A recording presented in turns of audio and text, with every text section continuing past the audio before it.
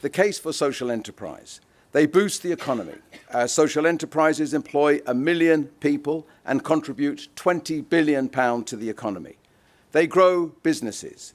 They create local jobs. 84% of social enterprise actively recruit staff locally, and 52% employ those who are disadvantaged from their local communities.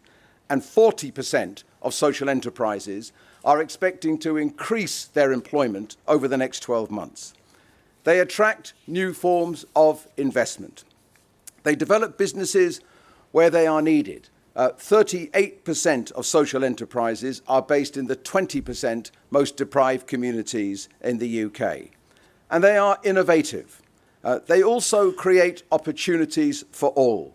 91% of social enterprises have a woman in their leadership team. 28% have BAME director representation. And I have to say that's in stark contrast with the FTSE 100 companies. Now, I've always been a strong supporter of social enterprise. I'll say more about that later on. And I've never seen that there's a necessary tension between social enterprise and public service, social enterprise and the role of the state, national or local. They're partners, they're not opposites. More about that I'll say later on as well. What's so important about today is both the showcasing of the potential of social enterprise, but also, crucially, turning to those who have the capacity to invest in social enterprise, Unity and all of the others here today. Because public investment and innovative forms of investment from different sources is absolutely key if this social enterprise is to flourish in Birmingham and in Britain. It's right, as a matter of principle for me, that we should see investment in social businesses with strong social values about job creation, creating wealth and retaining wealth in local communities, especially when we have a cost of living crisis and a climate in which, to say the least, the banking sector in terms of how it operates leaves something to be desired. But worryingly, if we look at the statistics from the most recent social enterprise survey of 2013, a third of social enterprises were saying that they had difficulties as a consequence, on the one hand, of government public procurement policy, and on the other hand, the other most common complaint was that of access to finance.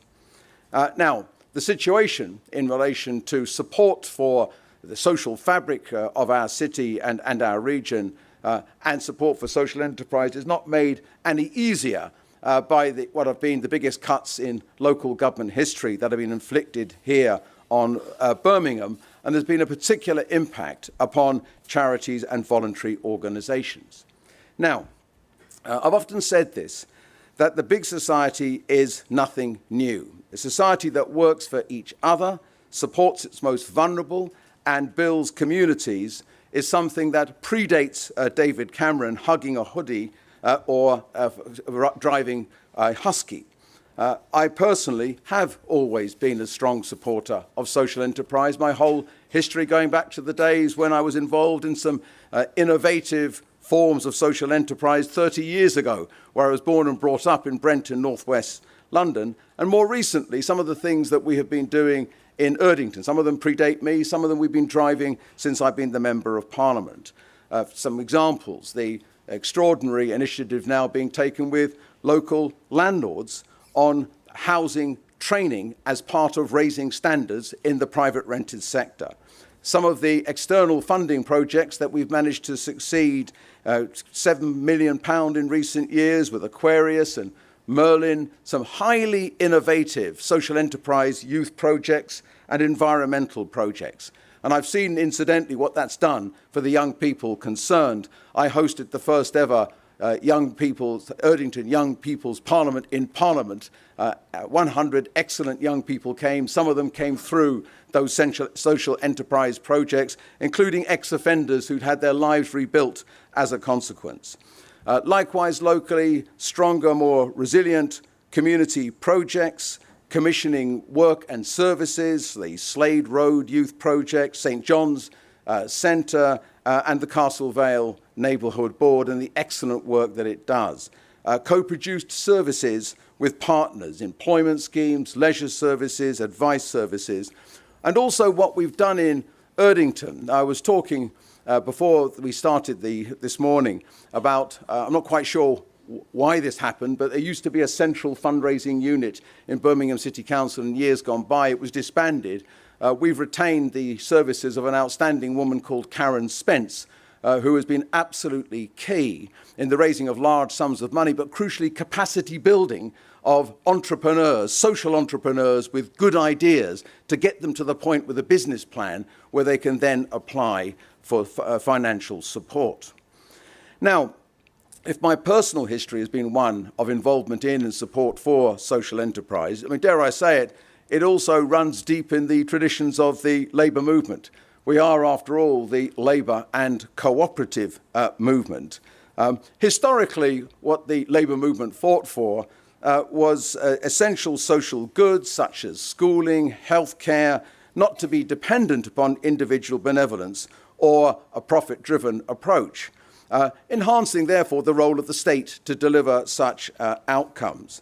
But for me, I can say this, I think there are people here today from Birmingham City Council, in terms of the evolving role of the state, of course, the work of the council remains absolutely key as a service provider. But the role of the council needs to evolve. The notion of the cooperative council, the notion also of the council being an engine for economic growth, but the notion as well of the council being an enabling council supportive of and working with social enterprise to grow it here in Birmingham. Now, if I can then focus perhaps specifically, partly because, of course, of my responsibilities, on housing and the potential, because I think for me it brings alive both very exciting things that are happening on the one hand and the immense opportunities that there are for us on the other. Now, the starting point is Britain's gripped by the biggest housing crisis in a generation. If I can say this, I'm not going to do it today. I often compare our record with, which was good in so many respects, with their record, which has been pretty abysmal. I always go on to say, but, housing's not been sufficiently centre stage in British politics for 30 years. As you will have heard last week, that has now decisively changed. Now, the biggest problem is that we're simply not building enough homes. Just over 100,000 last year, the lowest level since the 1920s, 245,000 new households that were formed. And that's why we put, for us, Labour, a housing centre stage with that commitment of doubling house building by 2020. But, in doing that, it's not just about quantity, it's also about quality. It's not just about a decent home, but it's about a place that you want to live. And it's about relating that to wider social outcomes that you seek to achieve. To that end, the role of the local authority as an engine of delivery is key, but so too will be the role of the housing associations. And I'm working right now on how we forge what I call a dynamic partnership between the two. Because one of the things about the housing association, dare I say it, there are so many admirable examples here today, is that their role has been evolving over 10 and 15 years, is evolving further at the next stages in terms of the notion of mixed tenure, for example, development.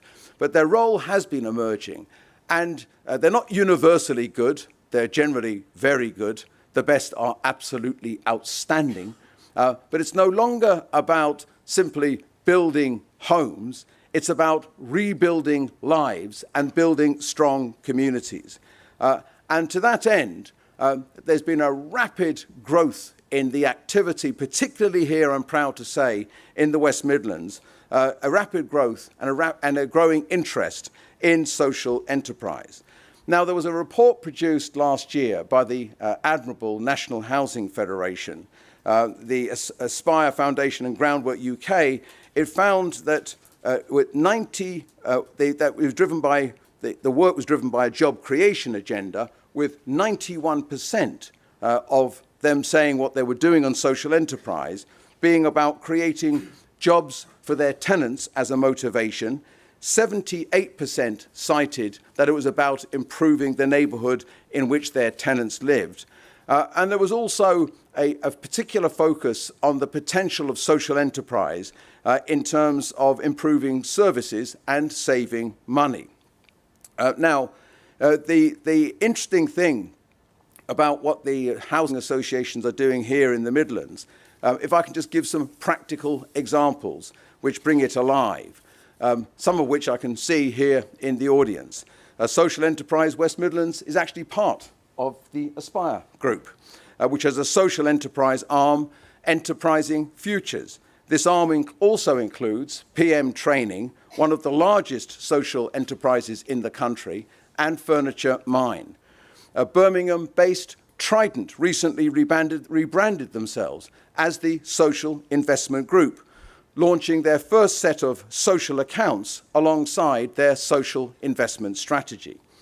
The largest housing association in the area, Midland Heart, has also done a lot of work on social investment and how to measure it, including holding a Meet the Buyer events and illustrating how housing associations are encouraging social value through their supply chains. The Social Enterprise South Shropshire Furniture Scheme has recently joined Wrekin Housing Group, providing low-cost household furniture items through recycling. The Accord Group have set up adventures to address the fact there are high levels of deprivation and unemployment in the West Midlands, with 70% of their residents economically inactive. This includes programmes such as RISE, Residents in Social Enterprise, and Scale Up. And they've also launched the A Fund, a £10 million investment fund over 5 years, aimed at the young people in Birmingham. And I've seen firsthand some of the excellent work being done. And there's the Digital Den, set up by Sevenside Housing to tackle digital exclusion, set up in partnership with Social Telecoms, a local community interest company. The Den provides affordable access to broadband and Wi-Fi services and on a contract-free basis, as well as refurbished computer equipment for sale and free access to computers throughout the day. And I've also seen it, a number of those players, for example, Midland Heart in my own constituency, and Accord, but I've also seen it in terms of the work done by the remarkable Castle Vale Community Housing Association. And forgive me if I say this, it's not just Erdington loyalty, but it's widely regarded to be arguably the best community housing association in the whole of England. And the work that they do, the various social enterprise initiatives they've been involved in terms of job creation, worklessness, debt, the work that they do is truly inspirational. So these examples, to name but a few, help to illustrate not just the commitment of our housing associations in the West Midlands, but crucially, the social value that they bring to tenants. I stress once again, whether it's existing stock or whether it's the new stock that we need to build on a grand scale or bringing existing stock also up to standard, it is about not just a decent home, of course at a price you can afford, but it's also in a community in which you want to live, and crucially, in future, the housing provider, the housing association in particular, working in partnership with local authorities, absolutely seeing themselves as being engines of helping to get people back to work, build strong communities in the areas in which they function. So there's enormous impacts, enormous potential for the impact that housing associations can make. And also, if you look at some of the examples I've used, these are successful businesses that they're generating. But crucially, what they need is access to finance and financial support. And I know that Unity and the others here today are all investors with a social mission, like those housing associations have a social mission. And I very much hope that the outcome of today will be, as Melanie said at the start, is to connect the two so that we can do yet greater things in a region which is remarkable, in a city which is remarkable, the city of Chamberlain, great traditions of municipal enterprise and municipal governance, but a city with great, great problems that we're seeking to overcome. And the role of social enterprise and those who finance social enterprise will be of the highest importance. Now, if I can say this in conclusion, that I've always supported social businesses with strong social values about job creation, as I said earlier, including creating wealth locally and retaining locally in communities. Organisations that do good in society. Interestingly, in my own constituency, it's not just the role of social enterprise, but actually we've got some admirable employers who also see themselves as having a significant social mission. Tata is a very interesting company, and thank God it's Tata running Jaguar Land Rover, the Jaguar plants in my constituency, and not Ford any longer. But it's that notion of a social purpose, strongly rooted, as social enterprises are, in their local communities. They can identify often new and better ways of delivering services, but also taking entrepreneurial initiatives. And ultimately, it's not just about profit, although you do need decent business plans. You do need to run things well. I've always recognised that it's no point to simply caring, as used to be said about Labour back in the 1980s. We all know that they care, but they couldn't run a piss up in a brewery, as one was once inelegantly said about us. Of course it's about being able to run things well, and hence the support necessary in terms of capacity building, so people get to a point where they can put forward a business plan and then make it work. But ultimately it's about, can they turn to financial support? Forms of financial support. Can they turn to intermediaries like the housing associations? And the bottom line, therefore, is it's not just about profit, it's about sustainability, it's about social impact, it's about creating local jobs and apprenticeships and building communities, rebuilding the self-confidence and the confidence for the future of our great city here in Birmingham. Thank you very much.